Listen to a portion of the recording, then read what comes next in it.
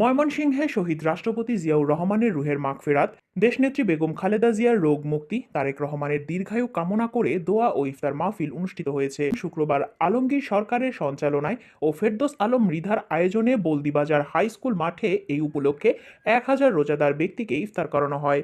এ সময় প্রধান অতিথির বক্তব্য রাখেন পাগলা থানার সাবেক বিএনপির সম্মানিত সদস্য মশাখালী ইউনিয়নের সাবেক মেম্বার ফেরদৌস আলম মৃধা।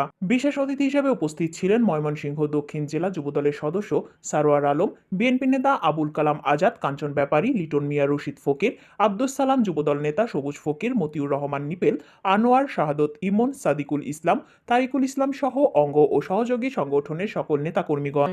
আমি ছাত্র দল করেছি, আমি যুব দল করেছি, আজকে মূল দল করি। আমি আপনাদের অনেকের কাছে পরিচিত। আমি 2001 সালে আমি জনগণের ভোটের মাধ্যমে আমি মেম্বার হয়েছিলাম। আপনারা আমাকে যারা চিনেন, আমার চরিত্র সম্পর্কে জানেন আমি কেমন লোক। আমি আপনাদের সহযোগিতা পেলে আমি দলমত নির্বিশেষে আপনাদের পাশে থাকবো। আমি জনগণের পাশে থাকবো, জনগণের সেবক হিসেবে। জননেতা জনাব তারেক রহমান সাহেবের দীর্ঘায়ু কামনায় আজকের এই ইফতার এবং দোয়া